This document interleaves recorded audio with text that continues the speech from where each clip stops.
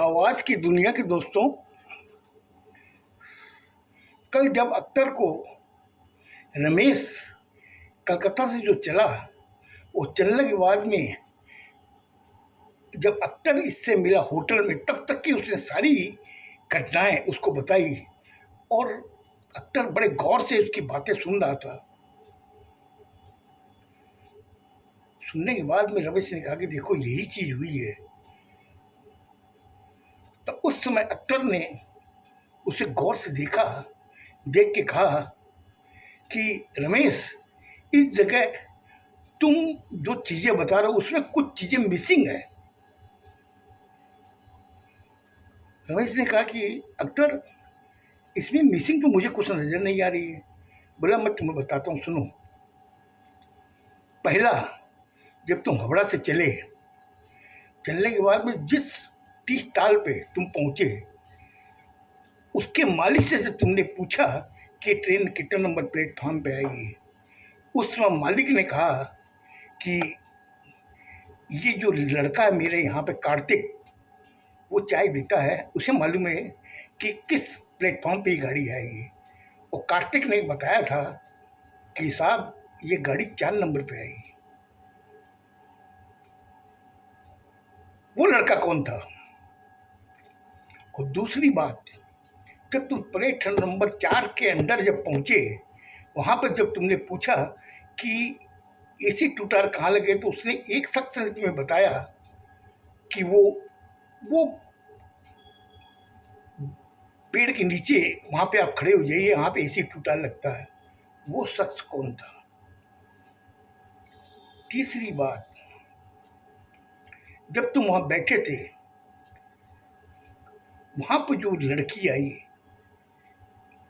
उसने तुमसे पूछा कि एसी टूटार क्या यहीं लगेगा? तुमने उसे बताया कि हाँ यही लगेगा, मैं भी एसी टूटार में ही मेरी टिकट है। घूम के जब तुमने देखा कि वो लड़की वहाँ नहीं थी, तुमने इधर काफ़ी उसको खोजने की चेष्टा की, तुम्हारी नज़र से वो नहीं दिखाई दी कहीं पे भी, तुम्हारी नज़र से ओझल हो गई थी वो। उसके बाद में वहाँ जो टीटी आया, उसने तुमसे पूछा कि साहब आपकी कौन सी गाड़ी है, और तुमने कहा कि मेरी ये गाड़ी है। तो उसने कहा कि साहब ये गाड़ी तो इस प्लेटफॉर्म पर कोई आएगी नहीं, ये गाड़ी, जिस गाड़ी का आप नाम बता रहे हैं, वो आएगी 1 नंबर पर। वो टीटी कौन था? उसके बाद जब तुम 2 नंबर पे आए, 1 नंबर पे आए, तो तुम्हें 2 नंबर पे वो लड़की दिखाई दी। ये चीज़ तो तुमने बता दी कि जो 4 नंबर प्लेटफॉर्म पे जो मिली थी लड़की, वही लड़की 2 नंबर प्लेटफॉर्म पे थी। तुमने उसे पहचान लिया। चलो यहाँ तक तो मेरे समझ में आ गई। उसके बाद में जब तुम गाड़ी में बैठे, अब बैठने के बाद में जब सो गए, उस समय एक लड़की तुम्हें आके कहती है कि आपका बर्थ नंबर क्या है? क्या तुम ठीक से बता सकते हो कि वही लड़की थी? बोला हाँ, मैंने 4 नंबर पे और 2 नंबर पे जो देखा था, वही लड़की रात को मुझे पूछी। उसके बाद में तुम सो गए वापस को, तुम नींद की आगोश में थे, तुम सो गए, तुमने ज़्यादा ध्यान नहीं दिया। उसके बाद में जब टीटी आके तुमसे कहा कि साहब आगरा आने वाला है, जिसको आगरा उतरना आप उतर जाए, तो मैंने जब उस गौर से देखा उस टीटी को, तो तुमने क्या कहा कि ये वही टीटी था जो 4 नंबर प्लेटफॉर्म पर उसने मुझे बताया था कि ये गाड़ी 1 नंबर पे आएगी। वो टीटी कौन था? उसके बाद मेरे कई सवाल इसके अंदर उस लिंक को पकड़ नहीं पा रहे हैं। रमेश ने कहा कि अब तक क्या पकड़ नहीं पा रहे हो? बोले अब मैं तुमसे पूछता हूँ कि वो कार्तिक जो था, उसका इस कहानी से, इस वाक्य से क्या संबंध था? दूसरा, वो लड़की जो तुम्हें मिली 4 नंबर पर, क्या वाकई वो कामनी थी? और जब 2 नंबर पे तुमने जिस लड़की को देखा वो क्या कामनी थी? प्लेटफॉर्म गाड़ी में आकर जब उसने कहा कि आपका बर्थ नंबर क्या है, क्या वाकई वही कामनी थी? उसके बाद में जब तुम अपने क्लाइंट के यहाँ गए, वहां पे जो तुमने उसके दीवार पे जो फोटो देखी, देख के तुम चौंके,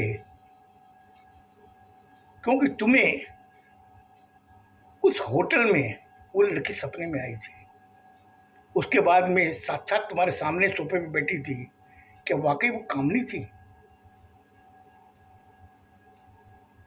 और जब उसके घर गए, उससे जब तुमने वो फोटो देखी, तुमने पहचान लिया कि ये वो वही लड़की है, तो तुमने उस क्लाइंट से क्यों नहीं पूछा कि इस फोटो से आपका क्या संबंध है? तुम यहाँ पे मिस कर गए उस चीज को पूछने के लिए। उसके बाद में जब कामनी ने तुम्हें बताया कि मेरे पिताजी मेंटल हॉस्पिटल में हैं, तुम मुझसे मिलने गए। मिलके उन्होंने एज ए नॉर्मल इंसान की तरह तुमसे बातें की, अपनी पूरी कहानी उन्होंने बताई। उस समय तुमने उससे ये क्यों नहीं पूछा कि आप मेंटल हॉस्पिटल, आज यहाँ पर जो आप इस अवस्था में हो, आपको कितने दिन हो गए यहाँ पर? इस जगह तुमने यहाँ पे कहीं ना कहीं गैप पड़ा है। उसके बाद में पुरकास्ता से तुमने क्यों नहीं पूछा कि आप कितने दिन से इसका इलाज कर रहे हो, आपने क्या क्या मेडिसिन दी इसको? फिर तुम कमरे में आए, होटल के कमरे में आकर तुमने कहा कि काश ये लड़की मेरे सपने में आ जाए कामनी, या मुझे जैसे आती है वैसे आ जाए, तो मुझसे 1-2 सवाल पूछूंगा। अब मैं तुमसे ये पूछना चाहता हूँ, तुम क्या सवाल पूछना चाहते थे उससे? उस समय रमेश ने अख्तर को बड़े गौर से देखा। देख के उसने अख्तर से कहा कि अख्तर, वाकई ये चीजें मैंने गैप कर दी तुमको बताने में। वाकई मेरे भी दिमाग में नहीं आई थी कि मैं उससे पूछूं। लेकिन अब मैं तुमसे बोलता, तुम जब आ गए हो ना, तो अब मैं इसका पूरा ब्यौरा निकालूंगा। मैंने कहा, कैसे निकालोगे? अब तुमसे मेरे कई सवाल है तुम्हारे इस कहानी के अंदर। बोले क्या अख्तर? बोले जो लड़की तुमसे आके मिलती है, सपने में भी आती है, वो सामने भी आती है, तुमसे बात करती है, जब तुम कामनी के पिताजी से बात कर रहे थे उसमें वो कामनी कहाँ थी? तो ये चीजें जब तक क्लियर नहीं होगी तब तक इस पहेली का मैं सार नहीं निकाल पाऊंगा। मुझे किनारा नहीं मिल रहा है, और बीच में जो डोर मिल रही है, बीच में टूटी टूटी डोर मिल रही है, तो मुझे बताओ। बोला अख्तर, तुम आ गए हो ना, अब देखो कल सुबह का दिन हमारा होगा। मैंने अख्तर तुम्हें बताना तो भूल ही गया। बोले क्या? बोले वहाँ के सीसीटीवी फुटेज मेरे पेन ड्राइव में और लैपटॉप में लोड है, उसको देखो। वो जो रिसेप्शन में जो लड़का था, उसने अपना एक का बयान दिया है, अपना नाम बताया है, वो तुम सुनो। दोनों चीजें उसने उसके सामने रखी। अख्तर ने बड़े गौर से उसकी बातें रिकॉर्ड की हुई सुनी। लैपटॉप में जो सीसीटीवी कैमरे की फुटेज थे उसको बड़े गौर से उसने देखा। देखने के बाद में कहा, अब मुझे इसकी पूरी कहानी समझ में आ गई है। अब एक काम करते हैं, पहले सुबह जब होगी 7 बजे हम लोग यहाँ के लोकल थाने में जाएंगे। वहाँ पे मुझे पुलिस की हेल्प लेने की पड़ेगी। बोला अख्तर, ये पॉसिबल होगा? बोल चिंता मत कर, मैं कलकत्ता से जब चला था तो मैं टोटल हिदायत लेके चला था वहाँ से, बस तू मेरे साथ रहना। रमेश ने कहा ठीक है, तुम चिंता मत कर, मैं तेरे साथ हूँ। फिर बाद में वो लोग नहाए धोए नहाने धोने के बाद में वहाँ से रिसेप्शन में उसने फ़ोन किया कि गाड़ी वाले को बोल दीजिए हम लोग ठीक 8:30 बजे यहाँ से निकलेंगे। बोले ठीक सर आप आ जाइए, गाड़ी नीचे खड़ी है। हम लोग ठीक 8:30 बजे मैं अख्तर दोनों जने वहाँ से निकले। निकलने के बाद में हम लोग गाड़ी में बैठे। अख्तर ने कहा कि यहाँ के लोकल थाने में ले चलिए। अख्तर और रमेश दोनों थाने में पहुँचे। वहाँ का ऑफिस इंचार्ज सीओ जो था उससे मिले। मिलने के बाद में उसने कहा कि मैं कलकड़ा के डीडी डिपार्टमेंट से हूँ, मेरा नाम अख्तर है। वो साहब मैंने आपकी काफ़ी मैंने देखा है, आपने केस सॉल्व किए हैं, आप किस सिलसिले में यहाँ पे आए हैं? बोलो मैं आपको बताऊंगा, आप अपनी एक स्पेशल टीम तैयार रखिए, हमें एक जगह रेड मारनी है। बोले सर रेड मारनी है? बोला मैं टोटल कलकड़ा से पूरा कोर्ट से परमिशन लेके आया हूँ, ये देखिए। उसे जब वो परमिशन दिखाया, सीओ बोला साहब मुझे 15 मिनट का टाइम दीजिए, मैं स्पेशल टीम तैयार करता हूँ, रेडी। ठीक 9:15 बजे थाने से वो निकले और क्लाइंट की ऑफिस में पहुंचे। क्लाइंट के ऑफिस में ताला लगा हुआ था, ऑफिस खुली नहीं थी। अगल बगल से पूछा गया कि बोले जी 10:30 बजे खुलती है। उस समय अख्तर ने कहा कि रमेश के घर चलो। उसके घर पहुंचे, वहाँ पे वो क्लाइंट नहीं था, कुछ वेटर्स थे, उनसे बातें हुई।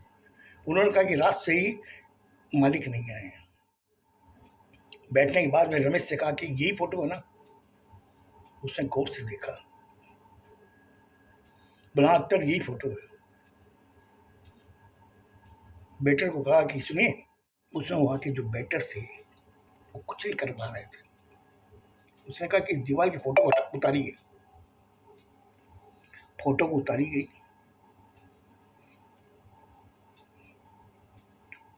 उतारने के बाद में अख्तर ने कहा एक काम कीजिए, दीवार को तोड़िए आप।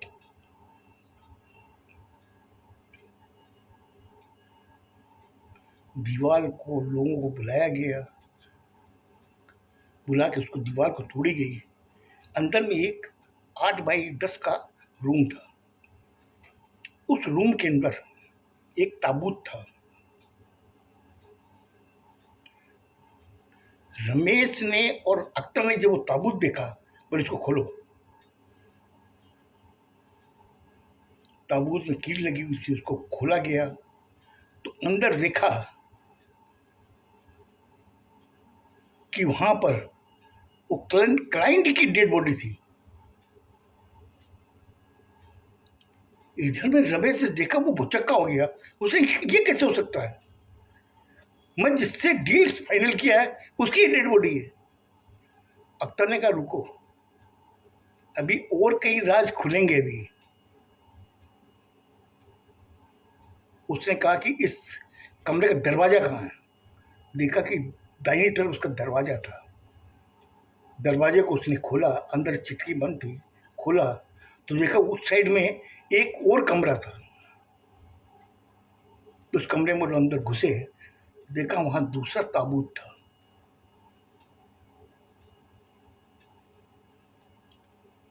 रमेश ने कहा कि अरे अख्तर, यहाँ पे एक ताबूत और है। बोले इसको भी खोलो। जो पुलिस थी उन्होंने क्या किया, उसकी जो कील लेकर जो कील को हटाया गया, उसमें से जब देखा तो उसमें कामनी की डेड बॉडी थी। रमेश ने जब देखा उसको, उसने कहा कि अरे अख्तर ये तो कामनी की डेड बॉडी है। बोले अब समझो। बोले अख्तर मेरे समझ में नहीं आ रहा। बोले अभी समझ में आएगा, रुको। उसने वहीं से फोन किया फॉरेंसिक डिपार्टमेंट में। फॉरेंसिक डिपार्टमेंट फोन करके कहा कि आप तुरंत आइए यहाँ पर, यहाँ पे 2 बॉडी है, उसको देखिए कितने दिन से यहाँ पड़ी हुई दोनों। करीब आधे घंटे लगे होंगे। फॉरेस्ट डिपार्टमेंट आया, आके उन्होंने दोनों बॉडी का निरीक्षण किया। और डॉक्टर ने जब उसको देखा, देख के कहा कम से कम साहब ये 3 महीने से बॉडी पड़ी हुई है, मगर ये लेडी की बॉडी है, वो 6 महीने से यहाँ पर है। रमेश एकदम भौचक्का उसकी बातें सुन रहा था। उसने कहा अख्तर ये कैसे हो सकता है? मैंने 2 दिन पहले इस आदमी से इसके ऑफिस में मैंने एग्रीमेंट साइन किया है, इसके घर आया हूँ, आके मैंने यहाँ कॉफ़ी पी है, और ये आदमी को ये बता रहे हैं कि 3 महीने से इसकी बॉडी है, और लड़की की बॉडी बता रहे हैं 6 महीने से। आखिर ये क्या चीज़ है? मेरे दिमाग के एकदम ऊपर से निकल रही है चीज़ें। अख्तर ने कहा रुको, अभी तुम्हारे सब समझ में आ जाएंगी क्या चीज़ है। बोले एक काम कीजिए, इस डेड बॉडी को आप लोग ले जाइए और ले जाकर ये पता लगाइए कि इन दोनों की मौत कैसे हुई। बोले ठीक है, डेड बॉडी को वहाँ से ले जाया गया। अब उसकी रिपोर्ट आने का इनको इंतजार था। वो वहाँ से वापस वो लोग होटल आ गए। होटल आने के बाद में अचानक अख्तर के दिमाग में आया कि आखिर ये क्या चीज़ है। उसे रमेश से कहा रमेश तुम यहीं रुको, मैं वापस उसी घर जाता हूँ तुम्हारे क्लाइंट के। उसके घर आया, आके वहाँ जितने बेटर सबसे एक एक करके एक एक चीज से सवाल पूछे। बोले कि आपका मालिक कल रात से गायब है। हाँ जी। कितने दिन से आप लोग यहाँ काम कर रहे हो? सब लोगों ने कहा कि हम लोग 3 महीने से काम कर रहे हैं। 3 महीने से काम कर रहे हो? यहाँ पे 5 जने हैं, सबसे जिससे जिससे पूछा उसने एक ही बात कही, हम लोग 3 महीने से यहाँ काम कर रहे हैं। उस समय अख्तर का माथा ठनका।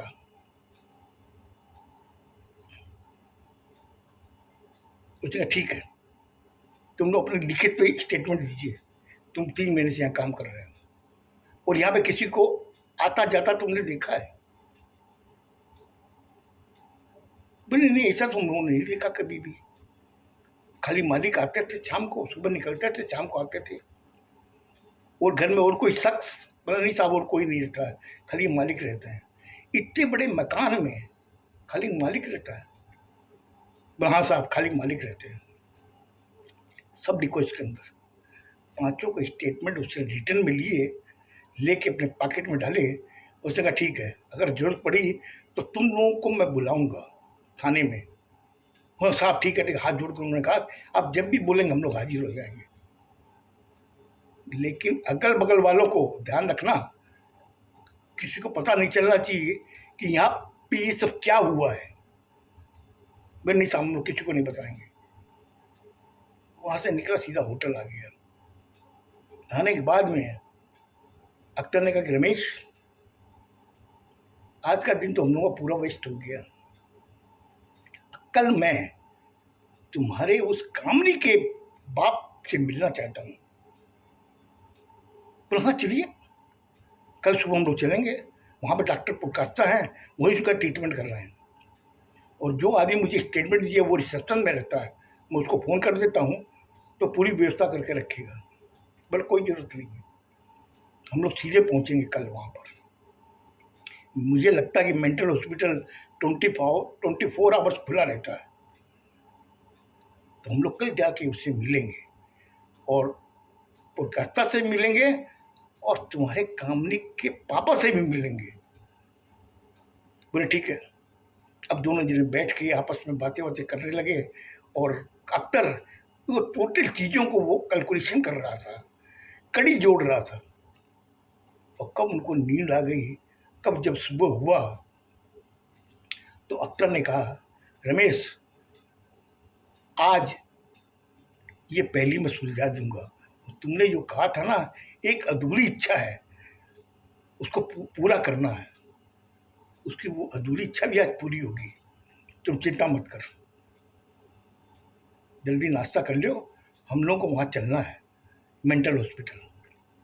उसके बाद में अख्तर और रमेश जब मेंटल हॉस्पिटल पहुँचे, वहाँ पे जब पुरकास्ता से मिले तो क्या हुआ तो पीछे की सारी चीज़ें तो आप लोगों ने सुन ली, लेकिन पुरख्याता से जब मिले तो वहाँ पे क्या घटना घटी सुनिएगा, बहुत इंटरेस्टिंग थी। खुश रहो, स्वस्थ रहो, धन्यवाद।